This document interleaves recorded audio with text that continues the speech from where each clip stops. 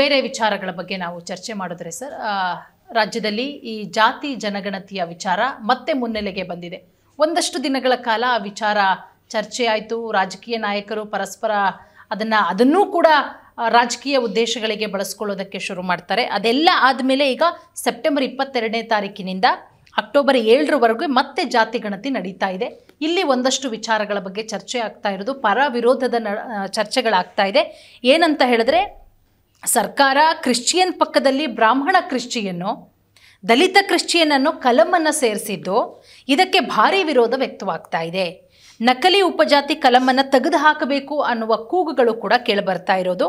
ಹಾಗಾಗಿ ವಿಪಕ್ಷಗಳು ಇದು ಯಾವ ತಂತ್ರ ಅಂತ ಹೇಳಿ ಸರ್ಕಾರದ ವಿರುದ್ಧ ತಿರುಗಿ ಬಿದ್ದಿರೋದು. ಈಗ ಜಾತಿ ಜನಗಣತಿ ವಿಚಾರ ದೊಡ್ಡ ಮಟ್ಟದಲ್ಲಿ ಚರ್ಚೆ ಆಗ್ತಾ ಇದೆ ಸರ್. ಈ ಒಂದು ಕಲಂ ಬಗ್ಗೆ, ಒಂದು ಜಾತಿ ಅನ್ನೋದು ಇದೆಯಲ್ಲ, ಅದು ಈ ದೇಶದಲ್ಲಿ ಸತ್ಯ. ಜಾತಿ ಅನ್ನೋದು ಈ ದೇಶದಲ್ಲಿ ಶೋಷಣೆಗೆ ಅಸ್ತ್ರ ಅಲ್ವಾ. ಈ ಜಾತಿ ಈ ದೇಶದಲ್ಲಿ ಇದೆ, ಇನ್ನು ಭಾಳ ಸ್ಪಷ್ಟವಾಗಿ ನಾವು ತಿಳ್ಕೋಬೇಕಾದ್ದು. ಸೊ ಜಾತಿಯ ಕಾರಣಕ್ಕಾಗಿ ಈ ಜಾತಿನೇ ಅಸ್ತ್ರ ಅಲ್ವಾ ಸರ್ ರಾಜಕೀಯ ವ್ಯಕ್ತಿಗಳಿಗೆ? ಅದು ಹೇಳ್ತೀನಿ, ಅಸಮಾನತೆ ಇರುವುದು ಜಾತಿ ಕಾರಣಗಳಿಗಾಗಿ.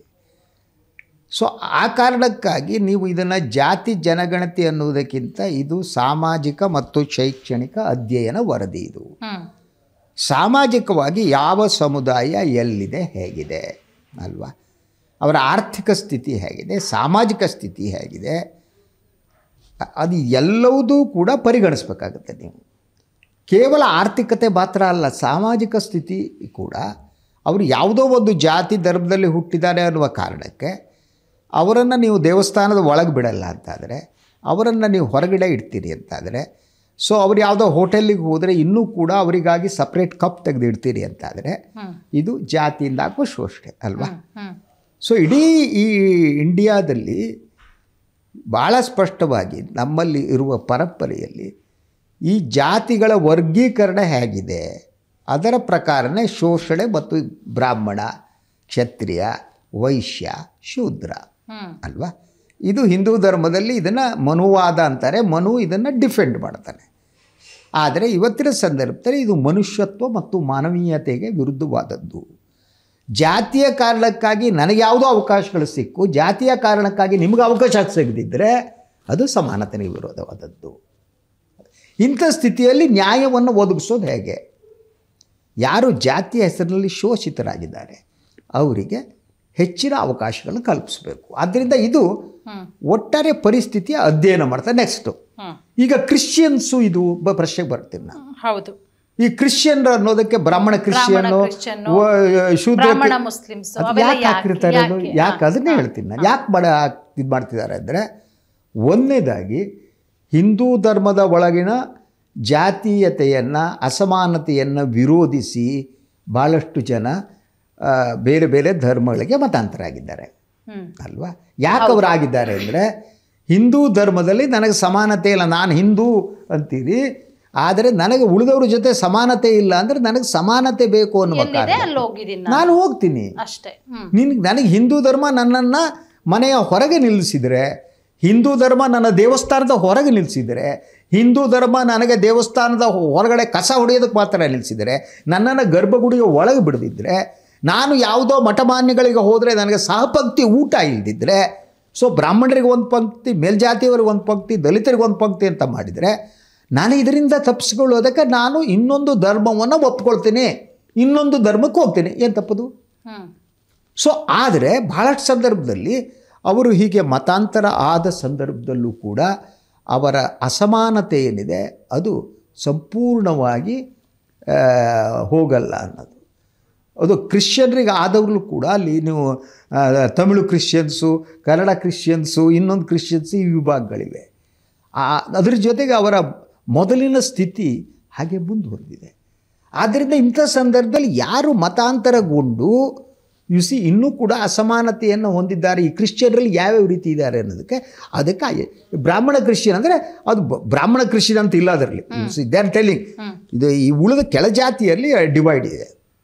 ಯಾಕೆ ಅಂದರೆ ನೀವು ಮತಾಂತರ ಆದ ಮೇಲೂ ನೀವು ಅಲ್ಲಿ ಹೇಗಿದ್ದೀರಿ, ನಿಮ್ಮ ಆರ್ಥಿಕ ಸ್ಥಿತಿ ಹೇಗಿದೆ, ಸಾಮಾಜಿಕ ಸ್ಥಿತಿ ಹೇಗಿದೆ, ನಿಮಗೆ ಸಾಮಾಜಿಕ ಮನ್ನಣೆ ದೊರಕಿದೆಯೋ ಇಲ್ಲವೋ, ಇದನ್ನು ಅರ್ಥ ಮಾಡಿಕೊಳ್ಳುವುದಕ್ಕೆ ಇದು ಅಂಕಿಅಂಶ ಅನುಕೂಲ ಆಗುತ್ತೆ. ಸೊ ಇದು ಮೊದಲನೇದಾಗಿ ಅಂಕಿಅಂಶಗಳ ಸಂಗ್ರಹ. It's a collection of statistics. ನೀವು ಅದನ್ನು ತೆಗೆದುಕೊಂಡ ಮೇಲೆ ಅದರ ಆಧಾರದ ಮೇಲೆ ಆಯಾ ಧರ್ಮಗಳಿಗೆ ಯಾವ್ಯಾವ ರೀತಿ ಸೌಲಭ್ಯ ಕೊಡಬೇಕು, ಅವ್ರಿಗೆ ಎಲ್ಲಿ ಕೊಡಬೇಕು ಅನ್ನೋ ತೀರ್ಮಾನವನ್ನು ಸರ್ಕಾರ that is the next step. ಆದರೆ ಈಗ ರಿಯಾಲಿಟಿ ಇದೆಯಲ್ಲ, ಜಾತಿಗಳ ರಿಯಾಲಿಟಿಯನ್ನು ನಾವು ತಿಳ್ಕೊಳ್ಬೇಕಾಗಿದೆ ಅಲ್ವಾ. ನೀವು ಬ್ರಾಹ್ಮಣರ ಸ್ಥಿತಿ ಹೇಗಿದೆ, ಲಿಂಗಾಯತರ ಸ್ಥಿತಿ ಹೇಗಿದೆ, ಒಕ್ಕಲಿಗರ ಸ್ಥಿತಿ ಹೇಗಿದೆ, ಬ್ಯಾಕ್ವರ್ಡ್ ಕ್ಲಾಸ್ ಸ್ಥಿತಿ ಹೇಗಿದೆ, ದಲಿತರ ಸ್ಥಿತಿ ಹೇಗಿದೆ ಅಲ್ವಾ. ಸೊ ಅದರ ಜೊತೆಗೆ ಇಲ್ಲಿ ಏನಾಗಿದೆ, ಇದು ಈ ಧರ್ಮವನ್ನು ಬಿಟ್ಟು ಹೋದವರು, ಹಿಂದೂ ಧರ್ಮವನ್ನು ಬಿಟ್ಟು ಹೋದವರು, ಇಸ್ಲಾಮಿಗೆ ಹೋದವರು, ಇದಕ್ಕೆ ಹೋದವರು, ಅವರ ಸ್ಥಿತಿ ತಿಳ್ಕೊಬೇಕಲ್ವ. ಹೋದ ತಕ್ಷಣ ಅವರು ಬಿಟ್ಟು ಬಿಡಬೇಕು ಅಂದರೆ ಸರಿನಾ ಅನ್ನುವ ಪ್ರಶ್ನೆ ಇದೆ. ಅಂದರೆ ಅವರು ಜೀವನ ತಲತಲಾಂತರದ ನೋವನ್ನು ಅನುಭವಿಸಿ ಇನ್ನೊಂದು ಧರ್ಮವನ್ನು ಸ್ವೀಕಾರ ಮಾಡಿದ ಮೇಲೆ ಅವರು ಈ ಮೊದಲು ದಲಿತರಾಗಿದ್ರೋ ಏನಾಗಿದ್ರು ಅನ್ನೋದನ್ನು ರಿಕಗ್ನೈಸ್ ಮಾಡಬೇಕೋ ಬೇಡವೋ, this is the question. So ಅದಕ್ಕೊಂದು ಅಪ್ರೋಚ್ ಇರುತ್ತೆ. ಸೊ ಈ ಸರ್ಕಾರದ ಅಪ್ರೋಚ್ ಪ್ರಕಾರ ಅದು ರಿಕಗ್ನೈಸ್ ಇರಬೇಕು. ಅವರಿಗೆ ಕೇವಲ ಮತಾಂತರ, ಅವರೆಲ್ಲ ಅಸಮಾನತೆ ಏನಿತ್ತು, ನೋವಿತ್ತು, ಅದು ಬಗೆಹರಿಸಲ್ಲ.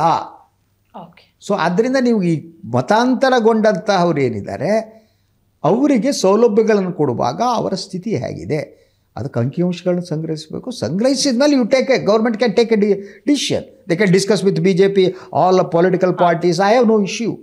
But why you are opposing to collect the statistics? ಹೌದು, will have to collect the statistics. Society ತಿಳ್ಕೊಳ್ಳೋದಕ್ಕೆ ನಮ್ಮ ಅಂಕಿಅಂಶಗಳು ಬೇಕು. That is the most important thing.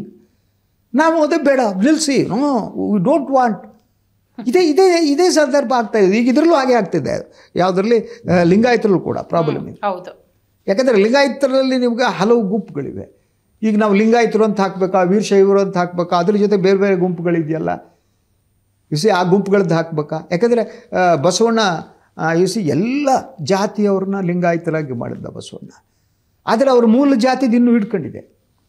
ಅವ್ರ ಮೂಲ ಯಾವ ಜಾತಿ ಆಗಿದ್ರೋ ಅದು ಹಿಡ್ಕೊಂಡಿದೆ.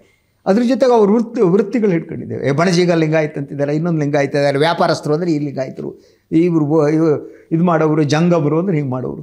ಆ ಡಿವೈಡ್ಗಳಿವೆ. ಸೊ ಈ ಡಿವೈಡ್ಗಳು ನೋಡಬೇಕಾದ್ರೆ ನಮಗೆ ಆ ಡಿವೈಡ್ ಆದ ಅಂಕಿಅಂಶಗಳು ಬೇಕು. ಹಾಗಿದ್ದಾಗ ಮಾತ್ರ you can understand the society, you can understand the people, you can understand what is that situation now.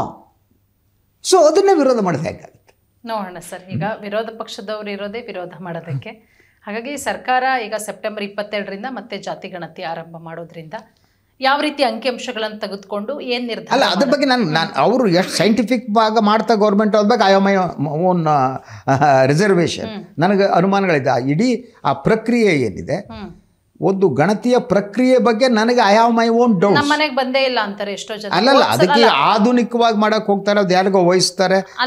ಅದ್ರ ಜೊತೆಗೆ ನೀವು ಇದು ಆನ್ಲೈನ್ನಲ್ಲಿ ಮಾಡಿ ಅಂತಾರೆ. ಅಲ್ಲ, ಹೋದ್ಸಲ ಎಷ್ಟೋ ಜನ ನಮ್ಮ ಮನೆಗೆ ನಾವು ಒಂದಿಷ್ಟು ನೋಡಿದ್ವಿ, ಎಲ್ಲಿ ಮಾಡೋದ್ರು ನಮ್ಮ ಮನೆಗೆ ಬಂದೇ ಇಲ್ವಲ್ಲ ಅಂತ. ಬಟ್ ನಾವು ಬೆಳಗ್ಗೆ ಎದ್ದು ನೋಡಿದ್ರೆ ನಮ್ಮ ಮನೆ ಗೇಟಿಗೆ ಅಂಟಿಸಿದ್ರು, ಇಲ್ಲಿ ಜಾತಿ ಜನಗಣತಿ ಮುಕ್ತಾಯ ಆಗಿದೆ. ಅದು ಯಾಕೆ ಗೊತ್ತಾ ನಿಮಗೆ? ನೀವು ಹೇಳ್ತೀನಿ ಕೇಳಿ. ಈ ದೇಶದ ಬಹುಮುಖ್ಯವಾದ ಸಮಸ್ಯೆ ಇದೆ ಪೂರ್ಣಿಮಾ. ಈಗ ಯಾರಿಗೋ ವಯಸ್ಸಿರ್ತಾರೆ, ಹೋಗ್ಬಿಟ್ಟು ಜನಗಣತಿ ಹೋಗ್ಬಿಟ್ಟು ಗೌರ್ಮೆಂಟ್ ಅಂದರೆ ಸಿದ್ದರಾಮಯ್ಯನೋ DK ಶಿವಕುಮಾರ್ ಹೋಗ್ಬಿಟ್ಟು ಗೋಡೆಗೆ ಹಚ್ಚಕ್ಕಾಗತ್ತೆ? ಆಗಲ್ಲ. ಅದಕ್ಕೊಂದು ಮಿಷನರಿ ಇದೆ, ಅವ್ರು ಮಾಡಿರ್ತಾರೆ. ಆ ಮಿಷನರಿ ಕೆಲಸ ಮಾಡೋರು ಯಾರು? ಈ ಕೆಲವೊಮ್ಮೆ ಶಿಕ್ಷಕರನ್ನು ಬಳಸ್ಕೊತಾರೆ, ಇನ್ನೊಬ್ಬರು ಬಳಸ್ಕೊತಾರೆ. ನನ್ನ ಮಕ್ಕಳು ಅವ್ರದ್ದು ಪ್ರಾಬ್ಲಮ್ ಅದು. ನೀವು ಅದನ್ನು ಮಾನಿಟ್ರ್ ಮಾಡೋದು it's A very difficult task. ಅವ್ರು ಹೋಗ್ಬಿಟ್ಟು ಯಾವನ ಓಡೋಗ್ತಾರೆ, ಯಾರು ಕೇಳ್ತಾರೆ ಬರ್ರಿ ಅಂತ ಒಂದು ಚೀಟಿ ಇಟ್ಕೊಬಿಟ್ಟು ಹಚ್ಬಿಟ್ಟು ಹೊಟ್ಟೋಗ್ಬಿಡ್ತಾರೆ. ಖಂಡಿತ. So the problem is the implementation. ಅಂತ ಅದನ್ನ ಇಂಪ್ಲಿಮೆಂಟ್ ಮಾಡಬೇಕಾದ್ರೆ ಈ ನಮ್ಮ ಇಂಡಿಯಾ ಜನ ಇದಾರಲ್ಲ, ನಮಗೆ ಬದ್ಧತೆ ಇನ್ನೊಂದು ಏನೂ ಇಲ್ಲ ಕಣ್ರಿ, ಏನೇನೂ ಇಲ್ಲ. ಆದಷ್ಟು ಕೆಲಸ ತಪ್ಪಿಸ್ಕೋಬೇಕಷ್ಟೇ. ಏನಪ್ಪ ಅದು ಬೈಕಬಿಟ್ಟು ಈ ಒಂದು ಕೆಲಸ ಇಟ್ಟಿದ್ದಾರೆ ನಂಗೆ ಸೀರಿಯಸ್ ಮಾಡಿಬಿಟ್ಟು ಯಾರು ಕಳ್ಕೊಬಿಟ್ಟು ಮನೆಗೆ ಕರ್ಕೊಂಡ್ರೆ ಅವ್ರ ಮನೆ ಅದ್ರ ಒಂದು ಹಚ್ಚಿರಿ ತಗೊಂಡ್ರು, ಇವ್ರ ಮನೆಗೆ ಒಂದು ಹಚ್ಚಿರಿ ಅಂದರು. ಇಲ್ಲಿ ಜನಗಣತಿ ಮಾಡಲಾಗಿದೆ ಅಂದ್ರೆ ಗೇಟಿಗೆ ಅಂಟಿಸಿದ್ರು, ಮನೆಗೆ ಹೋದ್ರು. ಅಷ್ಟೇ. ಇಲ್ಲಿ ಜನ ಕನ್ಫ್ಯೂಸ್ ಆಗ್ತಿದ್ದಾರೆ, ಯಾವಾಗ ಮಾಡಿದ್ರು ಯಾವಾಗ ಬಂದ್ರು ಅಂತ ಅವರಿಗೆ ಕನ್ಫ್ಯೂಸ್. ಡೆಫಿನೆಟ್ಲಿ ಬಂದಾಗ ಏನಪ್ಪ ನಮ್ಮಲ್ಲಿ ಮಾಡಿಲ್ಲ ಅನ್ಸುತ್ತೆ, ಮೊದಲು ಹಚ್ಚಿ ಹೋಗ್ಬಿಟ್ಟಿದ್ದಾರೆ ಅಂತ. ನೋಡೋಣ ಸರ್. ಅದಕ್ಕೆ ಒಂದು ಮಾನಿಟ್ರಿಂಗ್ ಸಿಸ್ಟಮ್ ಏನಿದೆ ಅದನ್ನು government should take it more seriously. ನೀವು ಯಾವುದೋ ಒಂದು ಕಮಿಟಿ ಮಾಡಿಬಿಟ್ಟು ಅವ್ರು ಬಿಟ್ಬಿಟ್ಟು ಅವ್ರು ಮಾಡ್ತಾರೋ ಇಲ್ಲೋ ಗೊತ್ತಿಲ್ಲ. ಸೊ ಅದರ ಅಪ್ರೋಚ್ನಲ್ಲಿ ಇಂಪ್ಲಿಮೆಂಟೇಷನಲ್ಲಿ ಸೈಂಟಿಫಿಕ್ ಆದ ಇಂಪ್ಲಿಮೆಂಟೇಷನ್. ಇಂಡಿಯಾದಲ್ಲಿ ಹೋಗ್ಬಿಟ್ಟು ನೀವು ಒಂದು ಕೆಲಸ ಮಾಡಿರಿ ಆನ್ಲೈನಲ್ಲಿ ಮಾಡಿ ಅಂದರು, ಯಾವನ ಹಂಗೆ ಯಾಕೆ? We are like that. ಹೋಗ್ರಿ ನಂಗೆ ಎಂತಕ್ಕೆ ಬೇಕು ಮಾಡಲ್ಲ ಅಂತಾರೆ. ಅಥವಾ ಇಲ್ಲಿ ಗೋಡೆಗೆ ಬಂದು ಅಂಟಿಸಿದ್ರೆ ಮಾತ್ರ ಬಂದು ಕೂಗಾಡ್ತಾರೆ. ನೋಡೋಣ ಸರ್ ಏನಾಗುತ್ತೆ ಅಂತೇಳಿ. Thank you so much. Thank you Purnima. ಇದಾಗಿತ್ತು ಈ ಹೊತ್ತಿನ ವಿಶೇಷ. ನೋಡ್ತಾ ಇರಿ ಸ್ಪೀಡ್ ನ್ಯೂಸ್ ಕನ್ನಡ.